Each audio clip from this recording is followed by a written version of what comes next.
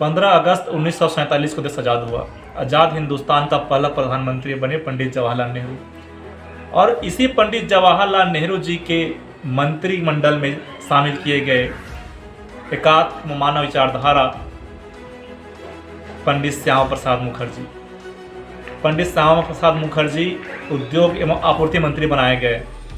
अप्रैल 1950 यह वह दिन था जब पाकिस्तान के प्रधानमंत्री लियाकत अली और जवाहरलाल नेहरू के मध्य लियाकत एक्ट संधि पर हस्ताक्षर हुए। इस हस्ताक्षर में यह संधि था हिंदुओं के पक्ष में नहीं था, जिसका घोर विरोध करते हुए पंडित श्यामा प्रसाद मुखर्जी जी ने इस कानून का घोर विरोध किया। इस विरोध के कारण पंडित जवाहरलाल नेहरू और पंडित श्यामा प्रसाद मुखर्जी की आपसी मतभेद हुए, और आपसी मतभेद होने के कारण इन्होंने पार्टी से त्याग दे दिया, और तारीख आया 21 अक्टूबर 1951। यह वह तारीख था जब जनसंघ के रूप में पंडित श्यामा प्रसाद मुखर्जी जी ने स्वतंत्र पार्टी का निर्माण किया। जनसंघ अर्थात एकात्म मानववाद विचारधारा।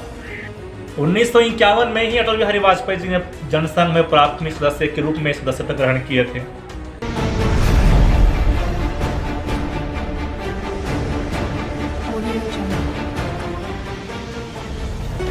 उन्नीस के आम चुनाव में नेशनल कॉन्फ्रेंस कश्मीर से शेख अब्दुल्ला की पार्टी भी चुनकर आई थी।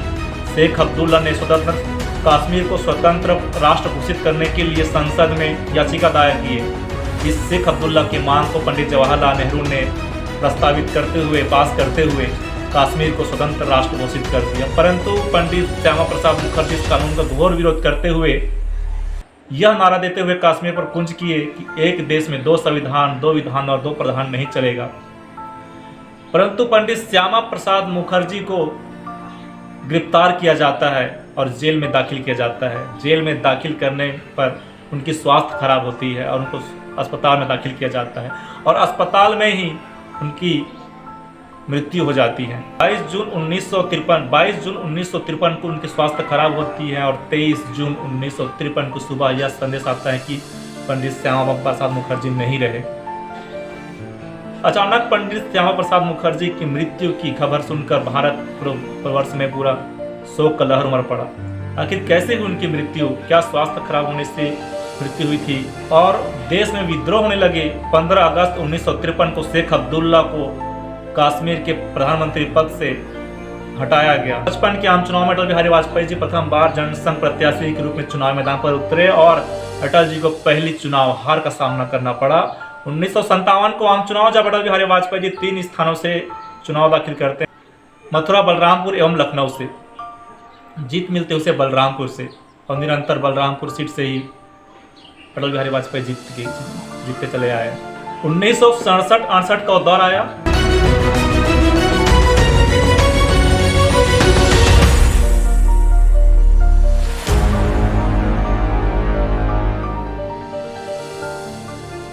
जब पंडित दीनदयाल उपाध्याय जी की हत्या हो जाती है।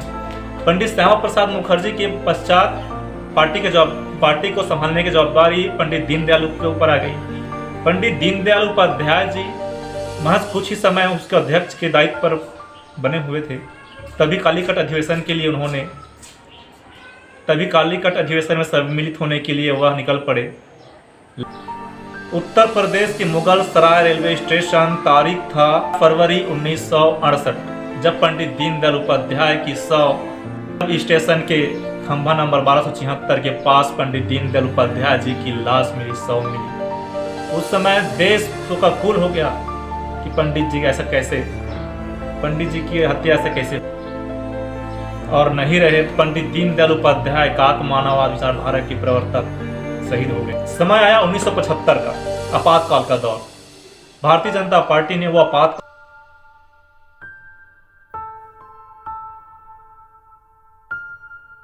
के दौर भी देखे, वो हथकड़ी, वो कारावास के दिन भी देखे। 1971 में आम चुनाव संपन्न हुए, जिसमें इंदिरा गांधी और जयप्रकाश नारायण आमना सामना थे। जयप्रकाश नारायण हार जाते हैं, इंदिरा गांधी जीत जाती है, इंदिरा गांधी सरकार बनाते हैं। परंतु जयप्रकाश नारायण का तो हार का मलाल था। वो एक अवसर ढूंढ रहे थे कि चूक कहां पर हुई, और इसी चूक को उन्होंने बड़े अवसर पर बदला। इंदिरा गांधी के विरुद्ध हाई कोर्ट में उन्होंने यह अपील किया कि सरकारी खर्च, सरकारी संपत्ति का उपयोग उन्होंने चुनाव में किए हैं। इलाहाबाद कोर्ट के जस्टिस जगमोहन सिन्हा ने सबूत एवं साक्ष्यों के आधार पर यह निर्देश दिए कि इंदिरा गांधी की सरकार को शून्य किया जाए, शून्य माना जाए, परंतु आगामी चुनाव तक वह पद में बनी रहेगी, यह भी कहा। परंतु जयप्रकाश नारायण को यह बड़ा मुद्दा मिला और देश में उन्होंने देशव्यापी आंदोलन किए। जयप्रकाश नारायण ने उग्र आंदोलन किए और नारा दिया कि कुर्सी खाली करो नहीं तो जनता आती है। 30 मार्च 1977 को आम चुनाव संपन्न हुए, जिसमें उदय हुआ जनता पार्टी। मोरारजी देसाई के नेतृत्व में जनता पार्टी की सरकार बनी। जनसंघ और जनता पार्टी के आपसी सहयोग से जनता पार्टी की सरकार बनी, परंतु यह गठबंधन कुछ ही समय के लिए था। 23 जनवरी 1977 को जनता पार्टी और जनसंघ की आपसी मतभेद हुई और यह पार्टी टूट गई। पुनः कांग्रेस की सरकार। भेद के बाद एक सभा बुलाई गई जिसमें यह कहा गया कि दोहरी सदस्यता छोड़नी होगी, अर्थात जनसंघ और जनता पार्टी में से दोनों में से किसी एक पार्टी में सदस्य रहना होगा, जिसके फलस्वरूप अटल बिहारी वाजपेयी जी ने 6 अप्रैल 1980 को भारतीय जनता पार्टी की स्थापना किया। भारतीय जनता पार्टी की स्थापना में प्रथम अध्यक्ष के रूप में अटल बिहारी वाजपेयी जी ने कार्यभार किया।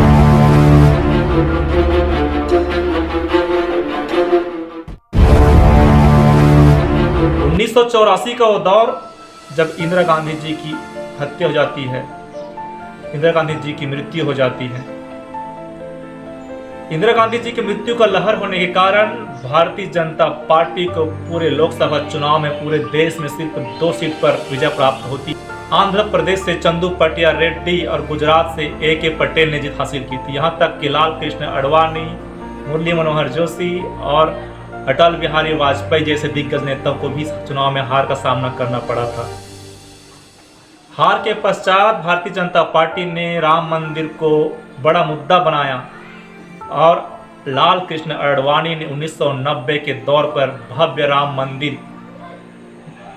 राम रथ यात्रा का प्रारंभ किया। इस राम रथ यात्रा में लाल कृष्ण आडवाणी के साथ में मुरली मनोहर जोशी और प्रधानमंत्री नरेंद्र मोदी उनके साथ थे। 1990 का ही वो संकल्प था जो 22 जनवरी 2024 को पूर्ण हुई। तारीख था 25 अक्टूबर 1990 जब लाल कृष्ण आडवाणी जी ने सोमनाथ से अयोध्या रथ यात्रा प्रारंभ की। 1996 का दौर आया जब पहली बार भारतीय जनता पार्टी को एक सबसे बड़ी पार्टी के तौर पर उभरी।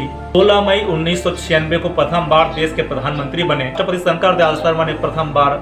लेकिन सरकार बनाने के लिए 272 सांसदों की आवश्यकता थी, लेकिन अटल बिहारी वाजपेयी जी के पास 161 सांसद थे। कुछ और सहयोगी पार्टी साथ में आई जैसे कि शिवसेना, अकाली दल, समता पार्टी। महज 13 दिन का समय देकर अटल जी सरकार को बना तो लेते हैं, लेकिन अटल बिहारी वाजपेयी जी को बहुमत सिद्ध करने के लिए पूर्ण सरकार अटल बिहारी वाजपेयी जी को साथियों के साथ गठबंधन का साथ नहीं मिला और 13 दिन के बाद अटल बिहारी वाजपेयी जी की सरकार गिरी।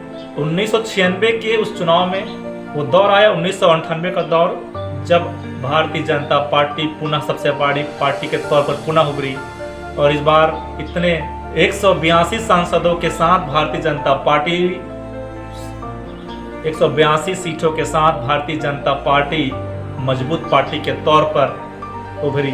वाजपेयी जी की सरकार गिर रही थी तो दूरदर्शन में उनके भाषणों का लाइव प्रकाशन हो रहा था।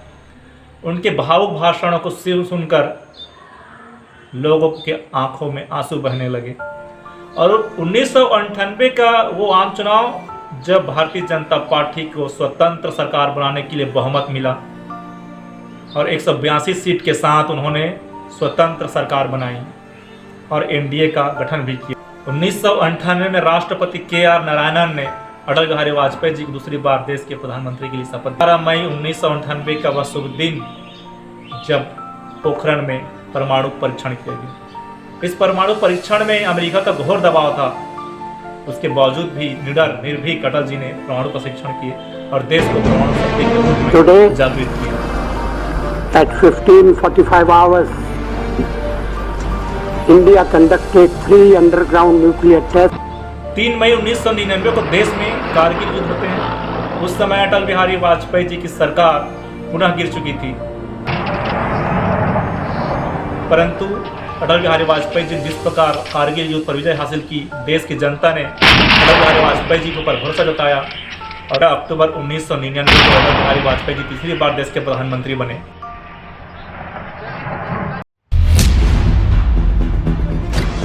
भारतीय जनता पार्टी के लिए हमेशा ये मंत्र रहा